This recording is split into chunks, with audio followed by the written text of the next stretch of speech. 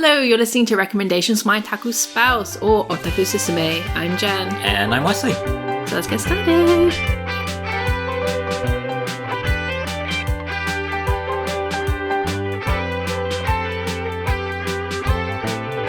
And in this episode, we're going to I think we're going to actually be talking about something we've never talked about before. Is it? I think so. We're going to be talking about a novel. We are talking about a novel. Yep. What a novel idea. I was about to make the same pun, so I can't really call you out on it. I could tell. I could see it in your eyes. And it was like, I need to make this pun before he does. Dang. Yeah, so I, since 2019, have been getting back into reading because, you know, as a child, you read a lot of books and you become an adult. And then suddenly everything else takes up more time and you're like, where on earth did all my reading go? So for the last couple of years, I've been reading more. And one of the books I read was Project Hail Mary. And I've been trying to get Wes into reading more. So, of course, when Wes goes, hey, can you recommend a book to me? I'm like, yes, I can. I don't even think I asked for a recommendation. I think you just told me to read it. And when Wes goes, hey, can you recommend stuff to me? I go, yes, I can.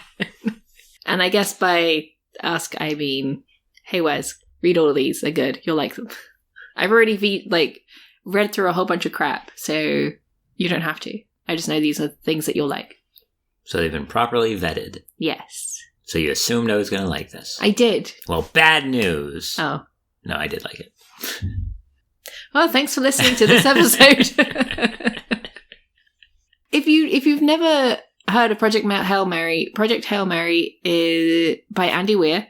You may have heard of one of his other more famous books / movie, The Martian, which starred Matt Damon and was really, really good. I have not read the book. I've not read the book either. I probably should now. I did really enjoy the movie, though. It was really good. It was really good. The movie's really good. Actually, I want to rewatch The Martian. So, you've probably heard of that. And if you enjoyed The Martian, I suggest you stop here, go off and read Project Hail Mary. Yeah, I guess that's a fair suggestion. Yeah. Because, well, they're by the same author. But, despite both having to do with space, they're incredibly different. And if we say any more, it's going to spoil stuff, and you really want to go into this book with knowing as little as possible. Yeah. I was trying to think about it. It's kind of like if you like a donut, you would probably like an eclair. What? I don't know. They're both very similar, but they're very different. Like, no one's going to confuse an eclair for a donut. That's true. Maybe I just want an eclair or a donut. I'm getting off the subject. No, but yeah. If you like one, you'll probably like the other. But you're not getting a repeat or a retread of what you've already seen or experienced. Yeah. Which is good. Yeah. Well, that was that for this episode of Recommendations My Otaku Spouse. But they're both in space. They're both in space. Space. The final frontier. We're mixing too many references together. Nope, it's totally fine. It works.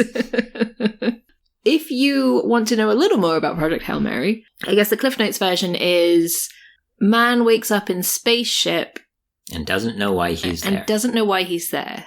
He has amnesia. And has to figure it out. Yes. So if that intrigues you, go read Project Hail Mary. Amnesia's tricky in stories, though, isn't it? I mean, it's very convenient in video games. It is. It's used a lot, I think. And I think it's often seen as a very cheap way. But, I mean, what do you think of amnesia in stories? By and large, I dislike it. But I think that's because usually it's poorly done. Yeah. And it's just used for, like, a momentary shock. Or a convenient way... to reset something. To either reset something or a convenient way to explain to the audience something without it being trite.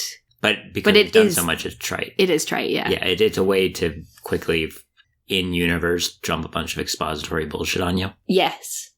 Which normally isn't done well because you don't want exposition dumped on you in one heap. Yeah. I think I was okay with it in this book. Mm-hmm. I didn't immediately roll my eyes on the knowledge he had amnesia. But I think part of that was because he wasn't hit by a car. Or a truck. You know, like, yeah, like its own trope now in a K-drama that, you know, right as something good is about to happen, the main character gets hit by a car and then they have amnesia and everything gets reset. Yeah. Just for an extra kick. Or, like, yeah, I mean, it's not just K-drama, it happens in Japanese stories all the freaking time. It used to be a big thing in soaps. Yeah. Just to show my age. So, yeah, I guess... Soaps are still a thing. I guess. I don't know. I think. Oh, God, are they? I haven't watched know. TV in so long. You're asking the wrong person. But, I am, sorry. So, I think it's going to lead into another thing that if you've seen The Martian, you know what I'm talking about, and otherwise I'm going to explain it really quick, and hopefully you catch on. The author, Andy Weir, is something you can stop doing. I mean, he's still around. Well, yes, but he is a computer programmer alongside being a novelist. Right. So I don't know if he stopped being a computer programmer to be a novelist or how that works. Maybe it's one of those things that once you become a computer programmer, your head just starts thinking in code. And therefore, even if you're not actively doing it, you still are one because you've reprogrammed yourself to think like no other human does.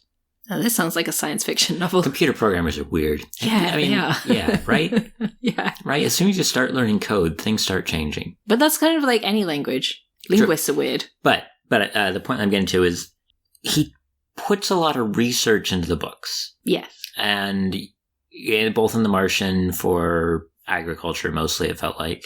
And in this, there's a lot of physics. And maths, weirdly enough. And math.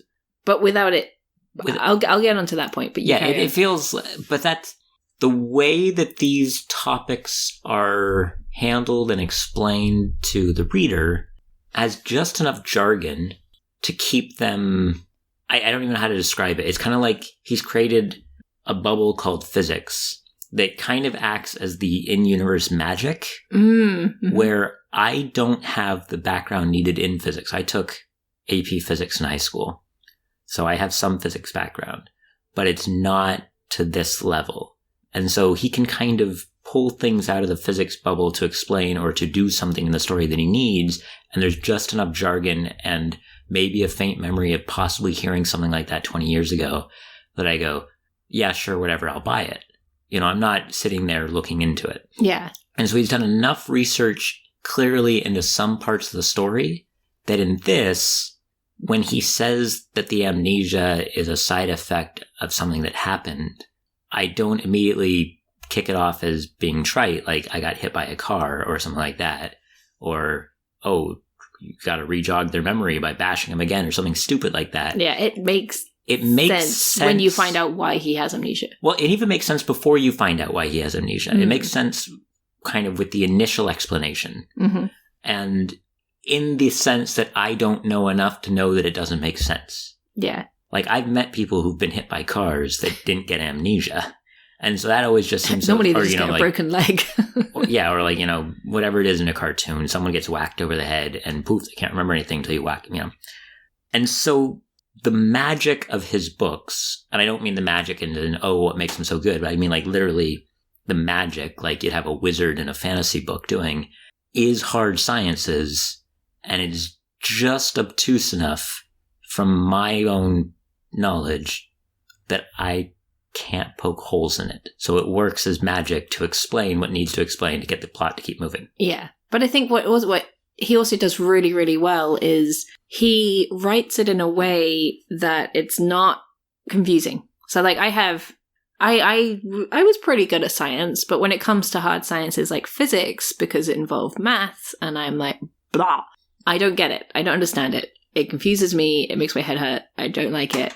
But even then, when he's explaining things and how the science works in the book, I'm like, oh, that's really cool. That's really fascinating. That's really interesting. But he writes it in a way that isn't confusing, and a general, audience like myself can still understand it. Yeah, absolutely. And I think because it'll be what more people are familiar with, The Martian did a good job at that. You've got in that book, because I can give, or that movie, because I feel better about giving spoilers about that one as opposed to what we're currently talking about. Watney, the astronaut stuck on Mars, terraforms Mars. But it's explained in a way that A, it seems plausible, and B, it makes sense, even though I've never run a farm. I don't know what I'm talking about. I've planted flowers. I've planted a tomato plant, but that was on Earth.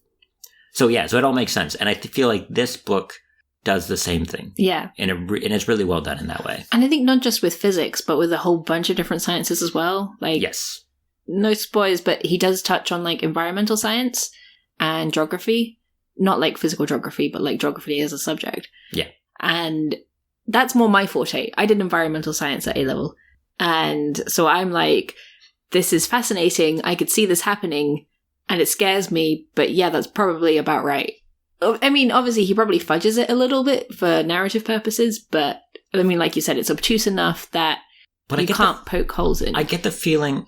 So it's something that annoys me, right? In stories, the plot needs to happen. That's what a story... That's the driving force of the story is the plot.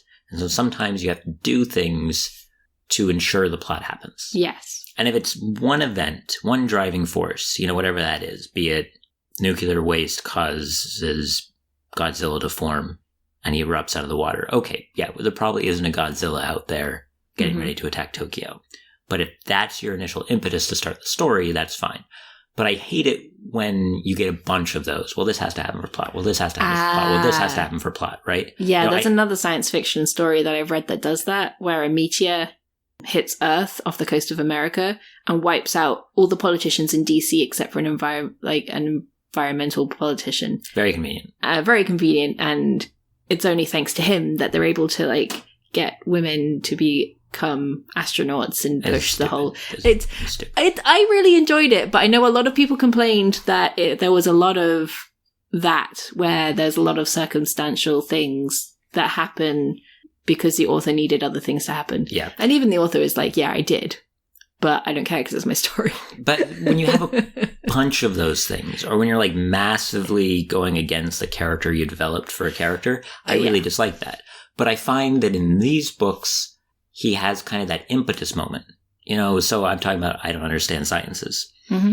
But if you go online at any point in the last 10 years and look at anything about The Martian, someone is going to go, well, actually... it's the internet. Someone always goes, well, actually. Yeah, storms on Mars aren't that strong. Yeah. So that initial impetus that would cause him to get stuck on Mars never would have happened in The Martian. Mm-hmm. And you're like, okay, I'm fine with that, though. That's your impetus moment that causes the story to happen. Some way or another, he needs to get stuck on Mars. And so I feel that in this one as well, you kind of have that initial bullshit moment that sets the plot in motion. But then after that, things fall in place or are described well enough that they don't feel like another, well, that's just bullshit moment. Well, actually, you say that, but the actual impetus moment that gets him into space, I thought was bullshit. We'll save that for later. We'll save that for later into the spoiler section. Okay. I mean, we could even go to the spoiler section now. Spoiler section 1 or spoiler section 2? Spoiler section. Spoiler level. Do we just want to say that if this sounds interesting and if you like The Martian, go read it? Yeah. Now, anything past this might include spoilers and we're not entirely sure how many of them. Yeah. So yes, if you think that sounds good, if that tickles your fancy, go off and read it. If you're looking for a nice, fun, hard sci-fi... You're looking for something fun and hard. God damn it. Go read this. Oh, I'm sorry, I lost it.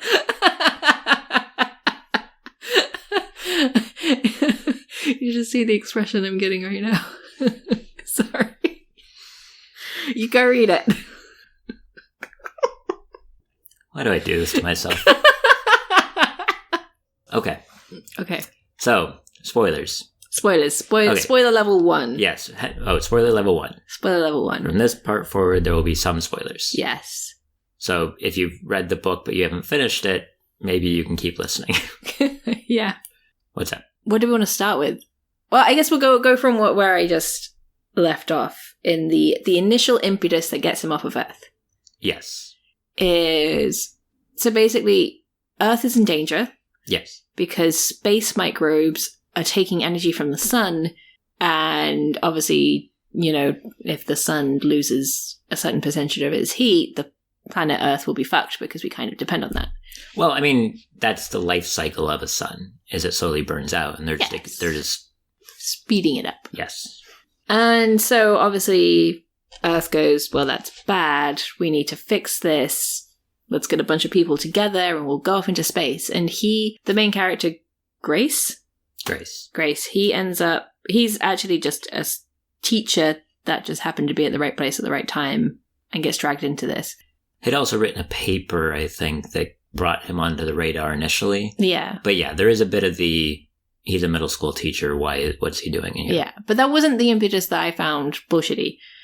It was the whole, we have all of these experts and astronauts, and through some kind of accident, they're no longer able to go on the mission, and so he's their only option. Well, I thought the accident was kind of the other bullshitty. 2 scientists. You have the mission was going to have an astronaut, an engineer, and a scientist. Yeah. And then there's a backup crew. And the 2 scientists. Yeah. Okay. So it's weird because they explicitly say when they formulate the 2 teams that they will not be together. They will not be together. Yeah. On their own. And then they're constantly together. Yeah. And so when the accident happens to kill off the 2 scientists, leaving the mission with no scientists, it's kind of like you'd already established in universe that there were safeguards that this shouldn't happen. Yeah. And then they just wave it away as, oh, it was just an accident. I feel like if it had been like a terrorist attack or something, that would have been actually a lot more interesting. But for it to be purely an accident, the same with why the engineer and the... well, no, that one I feel that they did do a good job at prepping for. Okay. Because that was, so... I still felt the initial reasoning for his amnesia is a side effect of being in a coma. Because they have to drop the astronauts in comas because they're sending them, whatever it was, 14 light years away. Yeah, and they don't want, 14 years of isolation to turn you insane. Well, it wasn't going to be 14 years because they were traveling at, near the speed of light, so time dilation. I think the whole trip took like 3.5 years. I thought it was like... It was like 3.5 to 4 years, I think. I thought it was like 17. No, sorry, not 17, 7, because it's 14 there and then 14 back, so there was it would no be a back. total of 20. There was no back. No, but I mean sending the... Oh, sending them back. The robots. Either way. Maybe you're right. Either way, because if they're...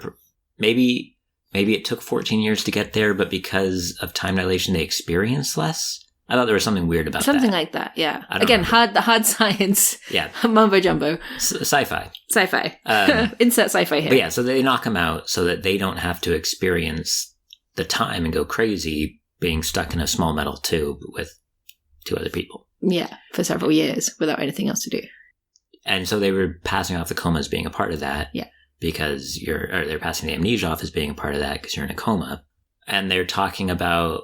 They have this whole bit where they talk about the people they hire to make the coma pods essentially as being, part of this cryogenic freezing system and this and that and the whole thing. And again, I don't know enough about cryogenic freezing except for people make fun of it and say that Walt Disney's brain's on ice somewhere. It's one of those conspiracy theories. I know, right? I've heard it, but it just makes you laugh. So could a long-term coma can Yeah, if you're saying damage.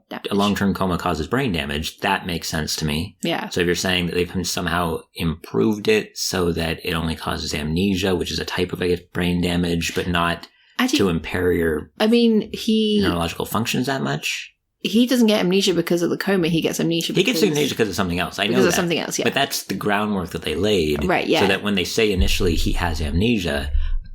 I felt they'd laid enough groundwork to make the amnesia feel more plausible than he got hit by a car. That was fine. And so when the other 2 also die in the procedure, when they're talking about the company that made it, they talk about how, there's these possibilities and this and that. Yeah. So there's things left there. Yeah. And honestly... Because the author needed a reason for him to be on the ship alone. Yes. And to have to deal with the situation by himself. Yes. And if there are people out there cryogenically frozen right now, it's not. Sorry to all the cryogenically frozen people that we may have just insulted. No, it's fine. They're loons, but it's not going to be a Futurama situation. If there's people out there who are frozen, most of them are never going to wake up again. Well, it's not in our lifetime. I don't even think, even in some later lifetime, I don't think they're going to be brought back. I think that if people out there are promising to cryogenically freeze you, it's a scam. And they're just putting your body on cold storage until everyone is dead and they walked off with the money. I don't think it's a viable technology right now, is what I'm trying to say. But in this universe... If 2 people die because of it, I go, yeah, okay, that makes sense to me. Let's roll with it. Okay, fair enough. I never questioned that part of it. But yeah, the 2 scientists dying in a stupid scientific accident on Earth when you've already tried to establish that there's checks and balances in place so that wouldn't happen. Mm. I mean, honestly, I was expecting, because they also set it up for the reasoning to be that they were fucking around in the lab and did something stupid. because that was also established, which seemed to have no reason to establish. Yeah. Like, what? I don't know. It was weird. I felt like the impetus could have been something else. Yeah. But, I mean, that's, like, honestly nitpicking, like, the tiniest of nits out of a really engaging story. Yep. Now, if we want to talk about general ignorance, meaning that I accept a lot of what happens without question because there's just enough that I do understand, there was one thing in the book that I do have a fair bit of knowledge about that I therefore didn't think was as well represented.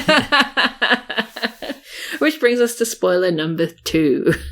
Yeah, so if you are not halfway through the book yet, turn back now. But if you are halfway through the book, so Grace makes first contact. Aliens. Well, alien.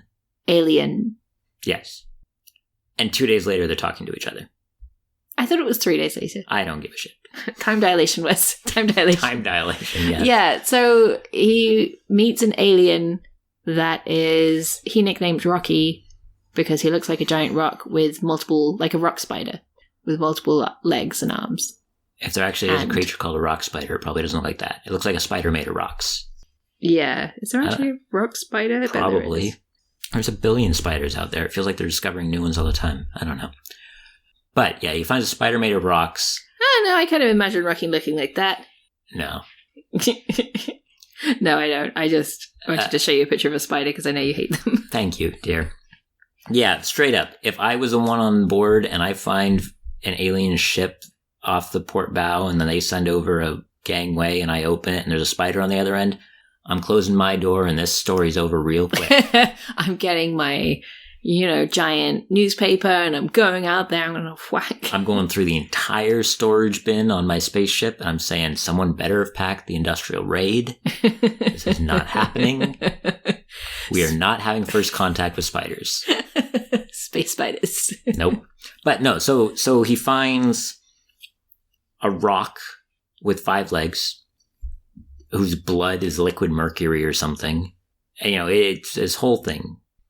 I thought that was really cool. I do want to say that I thought it was really cool how clearly Andy Weir found a planet, researched it, and then imagined what would an alien species that evolved on this planet be like. Is it a real planet? I think it is. Again, there's just enough detail that I'm like, yeah, I'll roll with it. Yeah. But I'm not.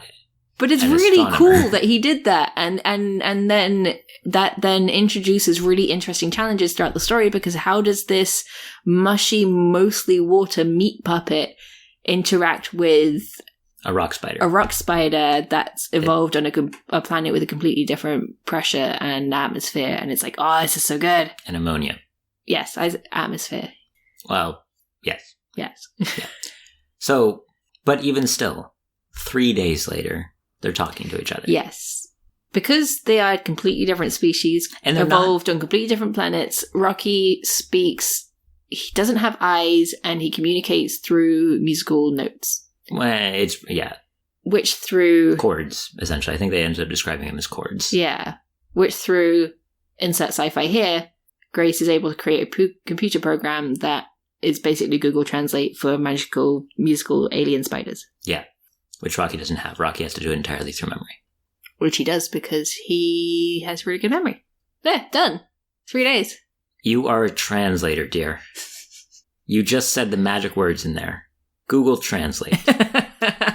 Would you feel comfortable interpreting a conversation about incredibly hard science using nothing but Google Translate and accepting what Google Translate put out as it put it out with no post-editing? You just take the Google Translate out and you give it to the other person and you take whatever they say, put it through Google Translate and accept that one for one.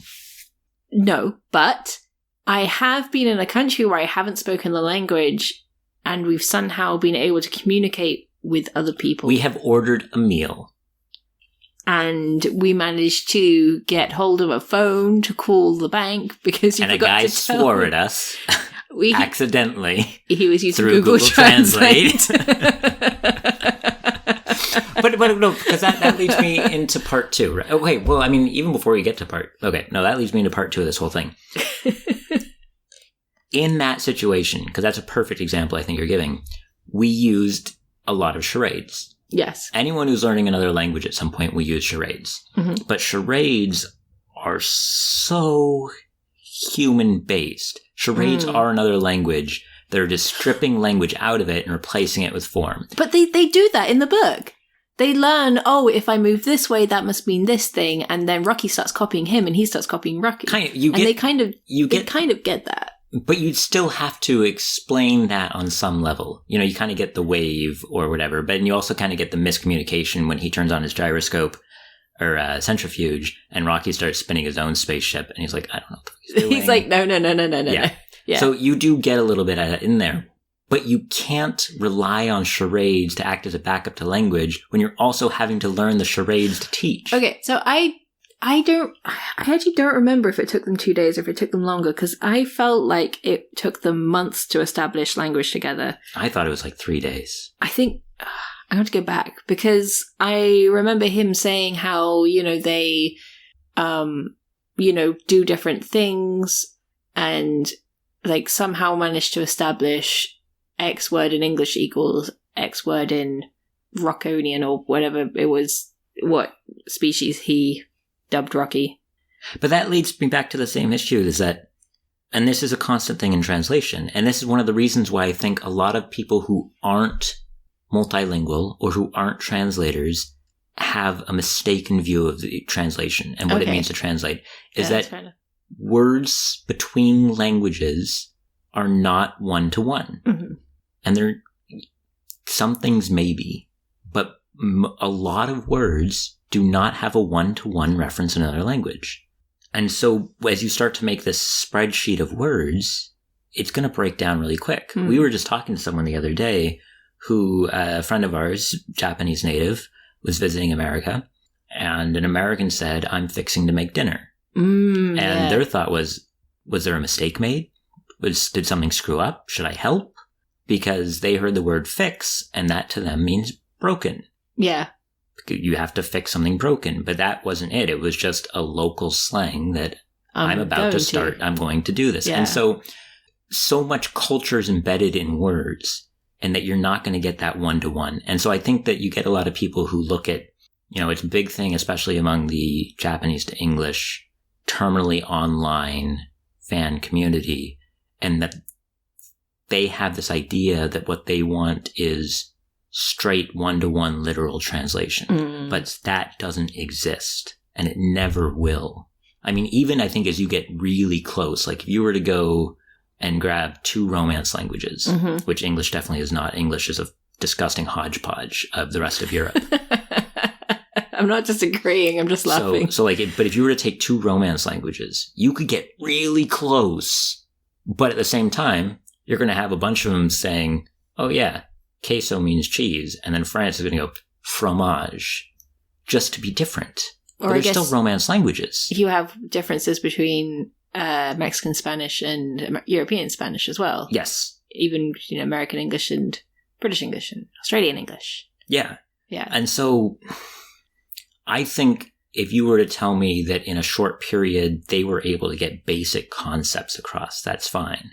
But they start discussing some things, and it's hard because I do feel like the author tried to put we've been using his name, Andy Weir, tried to in some way address this a little bit by having the grammar that Rocky uses when he just switches over to having Rocky speak italicized English to show he's still speaking alien. Yeah. Be off or be weird in a little bit. But, and again, I'm only picking on this more because it's a field that I'm more comfortable with. It got to me. Not enough that I stopped reading, or not enough that I sat there and went, prump, prump, prump, prump, prump. I just kind of went, damn, if only it was that easy. And then I kept reading. Yeah. So there wasn't even a pause. It was just kind of a, you wish. Because it's a good book. It's really good. But linguistics are hard. I imagine, though, physics and environmental science is also hard. And somebody with a lot more knowledge in those fields would be like, yeah, I can see where you're coming from, but that's not exactly how it would work. Yeah, no, and I'm... You're not about to go to the internet and be like, man, this book is terrible because you got linguistics I guess technically wrong. I'm going on the internet right now and I'm saying, you got the linguistics wrong, guys. Well, actually... But... Right? Yeah. Right? Yeah. So I am doing that kind of. But I don't want to do it in a way that would dissuade people from wanting to read this. Yeah. Linguistics, sorry. But it falls into that back thing, where I was saying I know just enough physics to be like, yeah, sure, whatever, this might sound feasible, but not enough physics for that not to just be kind of in Marvel movie terms, the nanomachines, right? Yeah. And you kind of get a second one of those with the Xenonite that the Rocky aliens just use as their main construction tool or whatever. Yeah. So I do like that even though it seems perfect, later on it actually bites them in the butt. It does, and yeah. It's absolutely. not as perfect as they thought it was. Yes. And see, that's the thing, is that I think the whole linguistics thing didn't bother me because I thought, oh, this is really cool. They're actually explaining why they're able to communicate with one another. I was on the other side, like, oh, they aren't just able to magically speak English to one another. It is a different language. It's something completely different, but they are still able to somehow communicate their ideas and their thoughts. And one of the things that I thought was really interesting was that how he first tries to establish their common understanding of science. And he does that first through numbers. And he realizes, oh, this shape is this number in Rocky's language. And then he's able to then use that to kind of start conveying mass. And they kind of, obviously, again, it's all glossed over because if you get a big info dump of complicated maths and science, then the reader's going to be like, boring. It's a turnoff, yeah. Yeah. So he manages to spin it in a way that feels like, oh yeah, I can see how this is happening, and it makes a lot of sense, but without it being expose dump. Yes.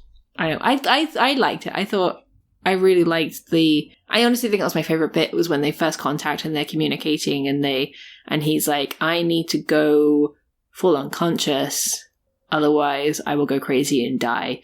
So don't worry about me. I'm just going to go. Yeah, that was pretty funny. But when he's like, how do you tell someone that you need to go hallucinate for 8 hours? Otherwise you'll die. And I was like, yeah, that's a good part. Actually, that's another thing that I think this book did really, really well. The comedy? Comedy. Yeah, we're describing it as this hard science about this guy stuck in space and he's got amnesia and he's trying to save the planet and there are aliens. But it's so funny. No, there is a lot of funny. I think that Andy Weir's got a good grasp on separation, I think. The funny bits are funny and the serious bits are serious. Yes. And I think that works really well to his credit. Mm-hmm. So when shit hits the fan, you feel it. You're as tense as the characters are because things need to happen and things need to happen now. They're not going to crack jokes. Yeah. So, yeah, I think...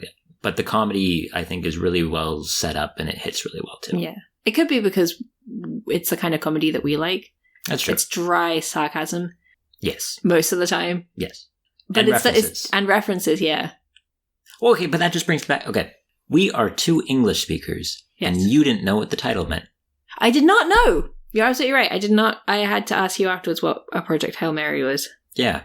Because it was mentioned again in Horizon Forbidden Wilds. Forbidden West. She keeps calling it the Wilds. Anyway, Horizon Forbidden West, and someone used the term a Project Hail Mary, and I was like, wait, that's the same name as the book. It means something? I thought it was just the name of the ship. No. So it is things like, or... Do you want to explain it for people who like me who actually don't know what a Project Hail Mary is? Just a Hail Mary. Oh, a Hail Mary. Okay. A Hail Mary. Hail Mary. Yes. And, I mean, my exposure to it as an American, beyond the fact that it is a common Catholic prayer, is in American football games. And it's kind of that last-ditch effort where you're throwing everything into one chance, and then you're just crossing your fingers and praying that it all comes out on the other end. So that's the plot of the book. And that's how it works. Yeah. But without me growing up with American football in my life, it would be a Catholic prayer, and I'd be kind of confused about what's going on here. Well, I wasn't confused. I just thought it was the name of the ship. And then when it was used in another situation, I was like, I guess this is a thing. Yes. I don't understand what this thing is. What is this thing? Language is weird. It is weird. And it's entirely tied to culture, and attempting to separate the two will never work. All right. Come on, Grandpa. Get down from your soapbox. Shush. I can't get down from the soapbox. My knees don't work anymore. I'm stuck up here forever.